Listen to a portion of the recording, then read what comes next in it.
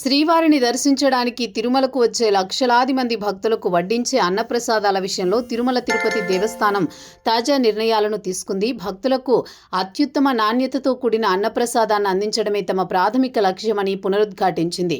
నాణ్యమైన ఆహారాన్ని అందించే విషయంలో ఎట్టి పరిస్థితుల్లోనూ రాజీ పడకూడదనే ఉద్దేశంతో టీటీడీ అదనపు EO CH Venkaiah Chowdary AP, తెలంగాణలకు చెందిన బియ్యం పప్పు మిల్లుల యజమానులతో ప్రత్యేకంగా భేటీ అయ్యారు.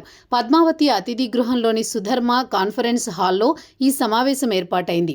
మాతృశ్రీ తరిగొండ వెంగమాంబ అన్నప్రసాద కాన్ఫ్లెక్స్ లో భక్తుల నుంచి సేకరించిన ఫీడ్బ్యాక్ ను ఆయన ప్రత్యేకంగా ప్రస్తావించారు. గతంతో పోలిస్తే వడ్డిస్తున్న అన్నప్రసాదం నాణ్యత, రుచి ఎంతో మెరుగుపడిందని, 98% పైగా భక్తులు అభిప్రాయపడ్డారని పేర్కొన్నారు. సోమవారం రాత్రి అన్నప్రసాద కేంద్రంలో బియ్యం మిల్లుల యజమానులు స్వయంగా భక్తులతో మాట్లాడగా మెజారిటీ భక్తులు ఆహార నాణ్యతపై పూర్తి సంతృప్తి వ్యక్తం చేశారని అదనపు ఈవో వివరించారు. అన్నప్రసాదంతో పాటు అదనంగా పప్పు వడ్డించాలని కొందరు భక్తులు సూచించినట్లు వెంకయ్య చౌదరి తెలిపారు. ఈ సూచన సబబుగా ఉందని, దీనిపై సాధ్యాసాధ్యాలను పరిశీలించి తగిన చర్యలు తీసుకోవాలని అధికారులను ఆదేశించారు. అలాగే పారదర్శకతను పెంచడానికి, నాణ్యతా ప్రమాణాలను బలోపేతం చేయడానికి ముడిసరుకుల సేకరణలో ఎంపానెల్మెంట్ విధానాన్ని ప్రవేశపెట్టాలని ఆయన ప్రతిపాదించారు.